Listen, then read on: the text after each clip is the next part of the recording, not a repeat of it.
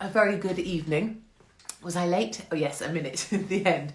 Not too bad at all. And welcome to the Katie's Arms live here on Insta. And it's very nice to see everybody here.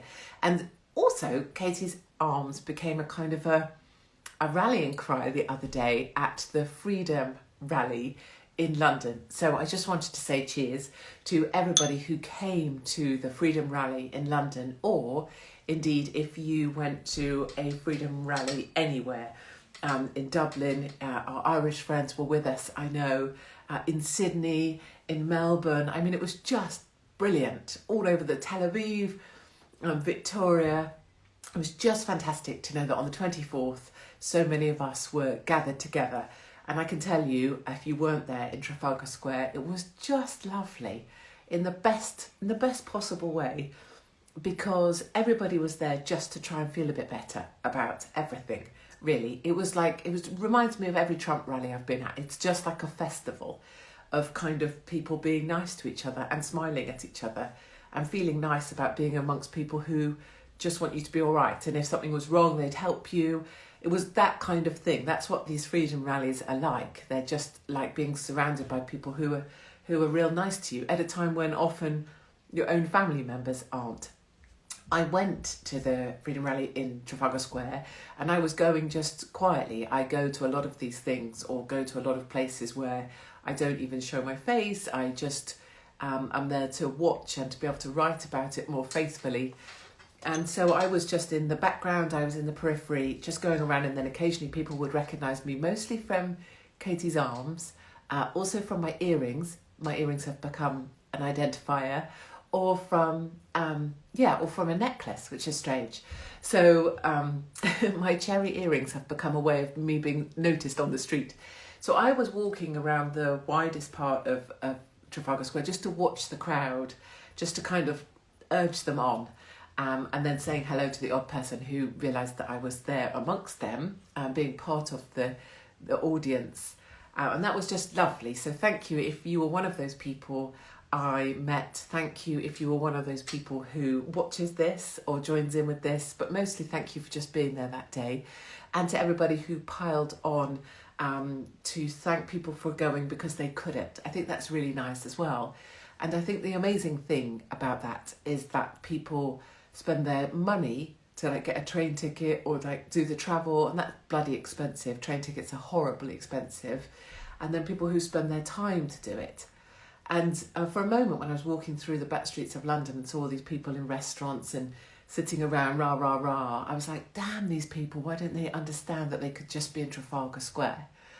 But then I got there and I realised that I was wrong, because actually it didn't matter about the people rah, rah, rah in the restaurants. It only mattered about the people who were in the square, because there are people and they matter. And what was so brilliant about it was that everybody thought different things about lots of things. I'm sure loads of people there can't stand most of the things that I say, or the way I look, or anything about me, or my past, or whatever. I'm sure there's loads of people there who are far left and think, all the opposite things to me. People there of every religion, every colour, every whatever sexuality, every anything you want to be, you were there. But we all wanted the same thing, which is just for everyone to be okay. And that's why, that the media really went for it with one particular individual called Kate. They really went for her because they didn't really know what to do about the Freedom Rally. They didn't really know what to do. They wanted to say it was, oh look, it's these hard left weirdos like Piers Corbyn, and then I'm there, so they're like, shit, well, she's not hard left. Oh, it's these weirdos that are all anti-vax. Well, no, there's just people there that want to have the choice to not have it if they don't want it, but are very happy that someone else has it if they want it. So the media didn't know what to do, so they had to really make up something. And most of the stuff, I'm sure, all of it that's been said about lovely Kate, who was on stage as well, who said that in the past, doctors and nurses were called forward to be accountable for their actions. None of what the headline said, of course, was true. And that doesn't matter. I'm very much of the view that you just have to accept headlines will be written that aren't in any way part of the truth. It just becomes the accepted narrative of the thing.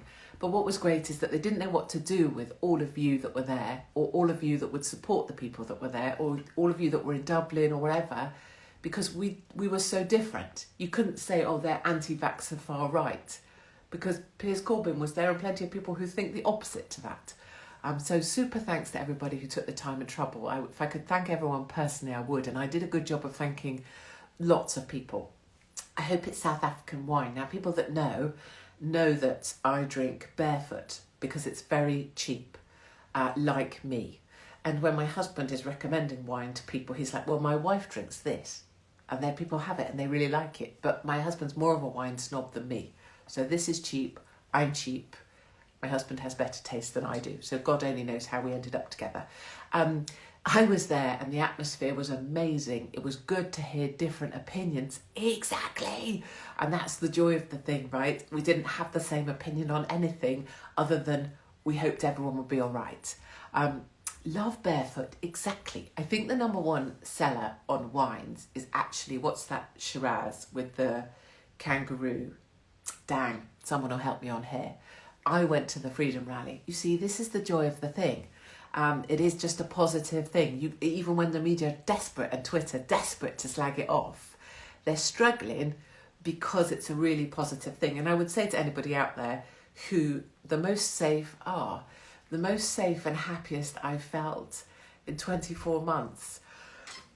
Imagine that. Imagine building, places where you can feel safe and happy, as in fun safe, not safe as in mass pervert safe, but safe, fun safe. Imagine building places where we can all be and feel safe and happy without any of the government bullshit.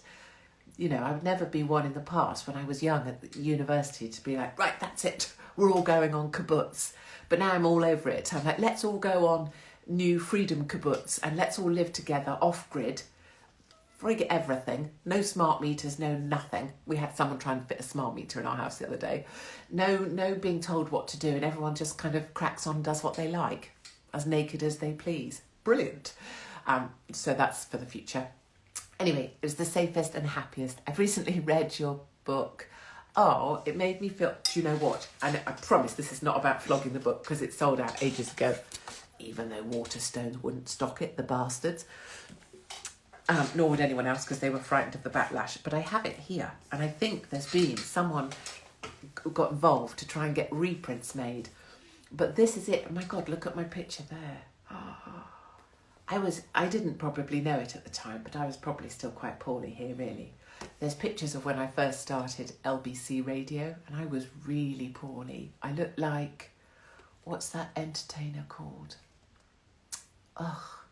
I don't know, I looked terrible and I was very poorly indeed. And I remember trying to put on the headphones at LBC when I started. I came straight from the Royal Hospital of Neurology, and I still had this massive scar here and the staples had only just come out and I had to put the headphones on. And I remember it really hurting because of the scar. But anyway, people reading this, mostly it's just all the things I ever did that were wrong. All of my cock-ups, all of them up to this point. Obviously, I've got many more chapters coming, and that next Rude is coming, Rude 2. In fact, it's going to be called Help, I think, because it's just basically a book of what I've messed up and how not to do that, and what, like, help, I'm getting divorced, help, I'm having a baby, help, I hate my mother, help, it's basically that book. It's basically the Katie's Arms, but in a book.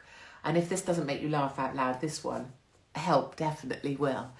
It's also quite explicit, so if you're feeling vulnerable or need a safe space or don't like the word vagina, then this won't be for you either. But there is, if you're epileptic, this is the point that someone made. It starts off, I'm not a twat. Well, actually not a complete twat anyway. I clarify that, I am quite a twat. There is a chapter, if you are epileptic, chapter 4, Epilepsy and Me. I think it's helpful because it tells the whole truth of it for me, and it tells me about the time I didn't want to carry on anymore and I walked out of my house determined that I didn't want to live with epilepsy anymore. And it also teaches you, or shares my learnings from epilepsy that I learnt, things like don't buy a top when you've just come off morphine, but more importantly, just because you had epilepsy or major surgery or something, you can't then become this sad old bastard that when someone tells you they're poorly, you don't go, oh, well, I had brain surgery, because I hate that. I'm not a big fan of people who like have had chemotherapy or had something dramatic and then someone else is poorly. You can't, there's no range. You should just be, supportive of them. Anyway, this wasn't about promoting a chuffing book. I just wanted to say thank you to someone for saying that. I wanted to say about climate change, and I wanted to speak to people specifically who are in the West Country trying to camp. I hope that you're here on the Katie's Arms. So if you are currently trying to camp in a tent with perhaps someone you're married to and maybe young children, and probably you hate them all now, you probably hate your wife or your husband, you probably hate the children that you gave birth to, and you probably wish your life would end soon because it's gale force here in the West Country. It's 80 miles an hour winds, and if you've ever tried to put a tent up in 80 mile an hour winds, not only that, but we've had 18 months of absolute shit pits in the UK. I mean, just utter twats in charge, locking us down, telling us to feel shit, trying to make you feel shit. And now you've gone for some measly buggering holiday. Nothing was left for you to be able to book. So you ended up in a pissing tent from chuffing mountain warehouse that you never wanted to buy, trying to erect that whilst not, I love that word, erect, a tent. I know, childish, 46, what can I say? I know, I'm not 82. Trying to erect it in a manly fashion whilst people look on disapprovingly, and 80 miles an hour wind, and your wife telling you that you should have booked the Premier Inn. I mean, I can suggest wine, 100%. I suggest just getting that tent, throwing it in the trash, going getting fish and chips and wine, or leaving whoever's pissing you off, just going off alone. Walk off alone towards the sea, clutching a bottle of whiskey in a dramatic fashion. Take all your clothes off and leave them on the beach, but then go to the pub. I don't know, but just don't let it get you down, because it's terrible, and I feel for you. And I did actually think today about getting in my car, driving to the campsite, just offering chocolates and wine, and I nearly did do that, but I was concerned that it might be Londoners and lefties, and really, fuck them. I hope you like the wind. Except they'll all have hired the posh houses, or they probably own the bloody posh houses, don't they, with their second frigging homes that they shouldn't own. Anyway, my point rather being that Greta can stick it up her arse, because the sooner we get climate change in the West Country, the better. Sky News today, bullshit news, was saying that soon the UK is going to be too hot to handle. It's going to be 40 degrees C whole year round. It's just going to be, scorchio. Brilliant. Bring it on. I want climate change. If you can set fire to something and release a bit of carbon. In fact, do that. If you're on a campsite, it's pissing down, it's blowing a hoolie, and your wife just told you, and you're getting divorced, why not burn some shit, give off some carbon dioxide, start making climate change happen? I mean, seriously, all of this is going to be too hot. It's never going to be too hot. I wasn't even hot the other day. It's never too hot for me. This weather's shit. Bring on climate change. And where are the people speaking positively about climate change? Okay, some shitty countries that are a bit shit might be underwater. Okay, fine. But a lot of those countries, that water is very warm, isn't it? It's like that light blue water. And like you can do, like, if I think about, I went backpacking around Indonesia during quite dangerous times. The water's warm, you can snorkel, there's really pretty fish. So climate change means Indonesia's underwater, easier to snorkel. Pretty fish close to the land. Even if you had like a 2-story building, you'd have like pretty fish just outside your window. I'm failing to see the bad side about climate change. I'm sorry. And really, when am I ever going to see a polar bear or give a shit? I don't. I don't like snow, I don't like ice. Everything melts, don't really give a shit. As long as I can get a tan that covers up my wrinkle lines that I got from getting tanned. Anyway, I'm sure other people, more people die of the cold than the heat. Brilliant. Well done, Rick. That is a good, informative point that you made here on the Katie's Arms. I think she's a bit tipsy. Listen, we get this every week. Every week people say I'm pissed, which would have to mean that I'm literally pissed every Friday. And I'm not. This is how I am in real... I've had this, and I went to the pub with my husband earlier and had a glass of wine.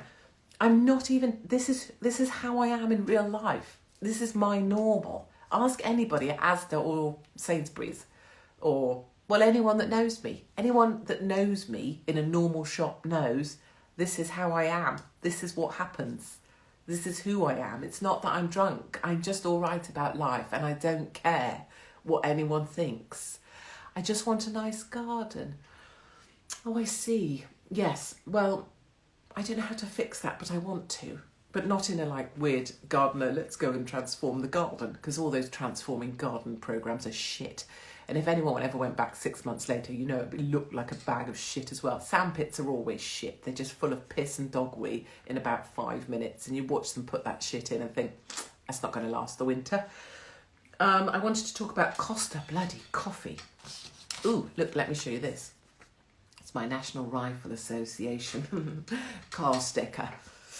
I'm a member of the NRA, which is the Rifle Association in America, which is basically supportive of gun ownership. So I wear this. Well, I would. I put this in my car because other bloody mothers, you know, have shit bumper stickers, don't they, that say, baby on board. I hate those stickers. That's just like women want a bloody medal because they popped a baby out the vagina, didn't they? They basically, the baby on board is nothing to do with the baby. It's about the mother who wants to make a statement because she managed to have a baby. There are always those mothers that had the longest childbirth ever. Oh, I had contractions for 18 weeks. Oh my God. I had to have 85 stitches. Oh, yawny, yawny, yawn. They're the women that never really achieved anything in life, and so their most dramatic moment is going to be childbirth, and boy, oh boy, they're going to milk it for shit. Anyway, instead of, love this lady, exactly, tells it like it is, I know. So if you've got a baby on board sticker, if we can take it out of your car, it's pathetic. Do something good in your life and earn applause that way, or like me, mess up spectacularly but don't give a shit. Earn applause that way. Don't earn applause by just pushing out a baby out of your vagina. Monkeys do that. Camels do that. And no one has, they don't put a sticker on their arse when they're trotting through the desert. Anyway, I put this NRA sticker because I'm a massive fan of guns. I think everybody should own one. And the more this world turns bonkers, the more I believe that. And when we eventually set up our freedom kibbutz, it's going to be an armed, you know, we'll be able to defend ourselves manfully. Or at least I'll defend you all because I'm brilliant with an SA-80. And I'm quite handy with a Kalashnikov. Don't tell the Met Police. National Rifle. So I put this in my car sticker just to keep other mothers at bay. Or if you've got a sticker that says unicorns on board, any of that shit, just stay away from me. Right.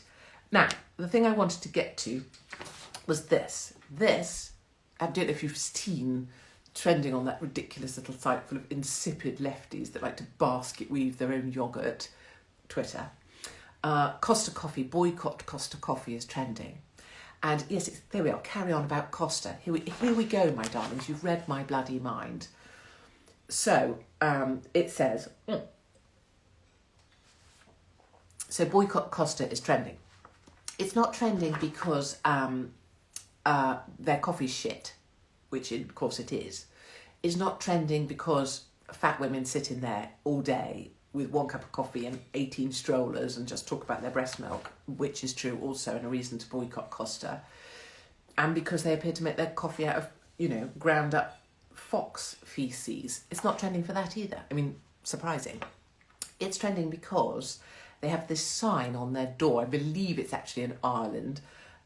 Eat in requirements. And they've spelt requirements correctly. So kudos to that individual because I'm sure they use spell check.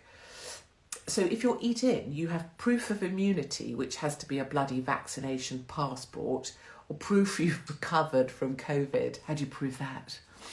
I can smell, I have a sense of smell. You have to have a photo ID, driver's license, passport, public service, your passport. Okay, next time you're like, oh, I'm gagging for a coffee. Oh, they've even got shit Costa. Oh, never mind. Oh, wait, did I bring my passport? Am I off to the airport next? Can I get You have to take your passport with you to get a coffee. You've got to present these documents in advance and please have them ready before you get to the counter because those BTEC people, but I love a BTEC, behind the counter want them ready so they're not inconvenienced by waiting for you to show the papers before you can have your shit coffee. Oh, get this. Every member of a group must provide separate documents. No mother covering for a child, no. Unvaccinated, the great unwashed, Moi, anybody on here who keeps saying, I'm sure Hopkins has had the vaccine, please piss off. She's travelled, therefore she's had the vaccine, dickheads. I'm not ever having the vaccine. I've travelled because I can circumnavigate freaking rules made up by absolute retards. People tell me off for saying retard on here. But actually, of course, if you're offended by what I say, it's actually you that needs to piss off, isn't it? Because I don't choose to offend, you choose to take offence. So you need to make better choices, and that would include not being here. I didn't invite you here, so best you just go off, maybe rub yourself up against the visor, you know, one of those big face visors, put it over your small testicles, see if they magnify. I don't know, just suggestions. Unvaccinated customers may sit outside and may use takeaway cups only. Can you imagine? Maybe you also have to wear a mask. Hold on, let me get one of my handy masks. Maybe you also have to have a mask. Okay, and then maybe you could like put the mask over your whole face, and then maybe you could like, maybe they could give you an unvaccinated straw as well, and you could sip it, you know. Or maybe they could give you a bell so you can rip. Unclean, but I've got my plastic cup so I don't infect anybody. Did you ever think you would live in a time when you would need to show a passport? Oh, I've lost a strap. A passport and prove your vaccination status in order to get a shit coffee from Costa. That's actually now. You're living through that time. And the only thing I feel like is two separate things. Number one, I love that we're living through this time because we're going to come out of it better and stronger.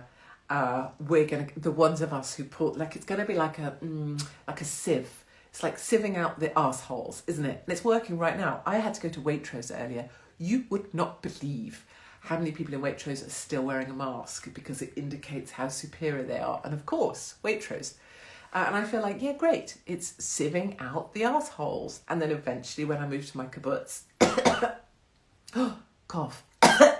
That's also a good thing to do in public, isn't it? Cough and like, I haven't got COVID, honest. Never apologise for yourselves, darling. Never apologise. Never explain. It only encourages the bastards. Anytime a politician does something naughty, I'm not talking about Matt Hancock pretending to get blowjobs in the office. I mean some transgression of a verbal nature. They apologise. What's the point? The apology is never going to be enough. Never apologise. Anyway, that's Costa. I'm not sure about boycotting Costa. I think just taking the piss is a great idea. If you work there, please don't work there anymore. There's plenty of other jobs available. And if you're the person that wrote this sign, you absolute twat, thank you for your cooperation and apologises for any inconvenience caused. I'm thinking you mean apologies, and B, it's not an inconvenience, is it? It's apartheid. You're calling some people dirty. That's not, that's not inconvenience. That's actually discrimination on medical grounds, and actually religious discrimination as well if people choose not to have this thing because of their religious beliefs. So I think you're on dicey and a thin line. I hope very much that Costa go out of business and some delightful individual coffee shops triumph. If you're in the Plymouth area, please do support... Oh, I'm going to cough again. Hold on. So sorry. I apologise. Finla Coffee. Finla. I think I better have a glass of wine. Finla. I'll be doing more on Finla Coffee soon. I know it's a coffee shop that's been targeted for trying to keep their coffee shop open when people needed each other, and for trying to give people a space where they could sit down and have a coffee, and particularly for lonely elderly people to be able to sit and see people and feel a bit better. I know they've been targeted with fines. I meant to cover this before. I haven't had to do it yet. I haven't got to do it yet because the whole Australia thing happened. But Finla Coffee, or any independent coffee shop that's willing to take people without vaccines, support them. And that's what we're going to need to do, is distribute our cash to places that support freedom. And we need to support each other, and we need to rally together And we need to keep trying to help people that want to be on the side of freedom to keep going. It's going to be brilliant. I love it all. Now, what else did I want to mention very quickly? Oh, I guess the whole RNLI thing. What the problem with online and social media is that it only allows one opinion, right? Farage equals bad, slagging off the RNLI equals bad, RNLI equals brilliant, right? That's the only thing. It goes black and white. I've known this obviously for many, many years. There's only this or that. Those are the choices, right? But we know, because we're moderate and sensible people, although clearly I'm a racist, Nazi, Islamophobic, Ku Klux Klan member, whatever it was I'm supposed to be, there's actually a range of opinions, isn't there? And not all of them are wrong, not all of them are right, and they're just opinions, and anyone can have any of them. Do I think it's right that the RNLI do I think it's amazing that they have volunteers? Bloody brilliant. I love those lads. I also love their wellies. An RNLI volunteer in wellies, every time. Do I think it's amazing the work they do? Absolutely. Would I always support them? Do we go in there and do we put money in their little boat thing? And does my son love it? And does he own a couple of lifeboats, when he was little? Absolutely. Do I think the CEO should get £160,000 a year plus? It's more like 200k once you add in the perks. No.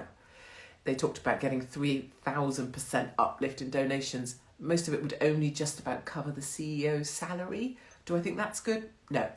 Do I think it's acceptable that the RNLI CEO left lifeguards out to dry when the COVID lockdown happened, wouldn't train lifeguards? Those lifeguards were on West Country beaches as volunteers because they knew the risk the public was under, and RNLI were not supporting them. Do I think that's okay? No. And do I want them to pick up migrants in the Channel? No, I don't. And do I actually give a shit that some of the accommodation offered to migrants is a bit substandard? No, I don't, because plenty of decent people are currently trying to be on holiday in a tent in the West Country, blown to smithereens. It's a bit shit in this country at the moment. What can I say? If you're a migrant here, welcome to the UK. It's a bit shit at the moment, but there's some great people out here who would happily help you. And I would help any of them, of course. So all I'm trying to say is there's a lot of different points of view, all of which may be right or wrong or eitherwise. But on social media and in the media, there can only be this or this. You have to hate this guy and like this person. It is noble to say, oh, I've just donated to the RNLI, marvellous. And it is wise to say Farage is a twat. None of those things actually have to be true. I can think the CEO's paid too much. I know some of the lifeguards who weren't looked after over the summer because of the decisions of the RNLI. And do I actually want more people in this country when we're not looking after our own? Frankly, no. Does that make me racist? No. Does it make me unreasonable? No. I just want to look after the people that haven't got what they need. That's all. Right, my darlings, look, it's 20... Where does the time go? I really don't know. Thank you. My niece has just wasted the last 10 days isolating with their hubby and 3 boys. Isn't that so funny? That some people that get told to isolate actually do it. I have a personal story that I'll relate it in a different way. Let's imagine I went to school to pick up a child that had been told to isolate. And let's imagine it definitely wasn't anything to do with me, but imagine there was a mother there who told me she was actually I could see she was excited that her child now was going to isolate and she was part of this. I could see her excited because she was now part of this and she was part of the face. She could put it on Facebook. My son's had to isolate. She was, let's imagine that happened somewhere. Let's imagine I was told I had to pick up a child of mine to isolate. Let's imagine that I asked the school, would it be possible that he could stay on a while and have school lunch and play in the fields because he really likes doing that. And then let's imagine I got told off by the school. If that happened, it happened. You're an idiot. I wonder about that sort of comment, because of course I'm the one doing this and you're the one watching. And you're the one who could be doing anything you wanted in the whole world. And yet you're here trying to call me an idiot to wind me up. Because I own you and I'm in your head. And after this is finished, you'll still tell your mates that you called me an idiot and I talked about it. And you'll still be talking about me with your mates then. And it won't make a jot of difference to me because I'll be right here next week doing the same thing. And you'll probably be joining again, wishing that your penis was in fact bigger and that you weren't so alone and eating a ready meal for one that you're going to ask your mum to microwave for you. Anyway, I love you all. Yeah, well, thank you, love you. From someone called, did I just see Toby Hopkins? Super.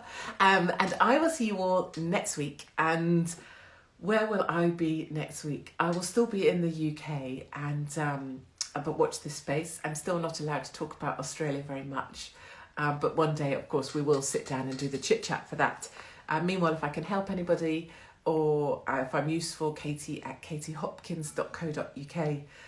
If you're feeling lonely, just remember you're not. Please remember, if you imagine looking out over the crowd at Trafalgar Square and seeing 35,000 people, or any of the cities, they tried to make you feel like you're alone so you would comply. You know, this week you've seen, first up they went for footballers, then they went for regret. They used regret. I think I posted about that. Then today was pregnant mothers, wasn't it? They were going for pregnant women, and there was news items about how pregnant women might, you know, what was it they were saying? Go into labour early. I mean, what a load of shit. No one knows when you're going into labour.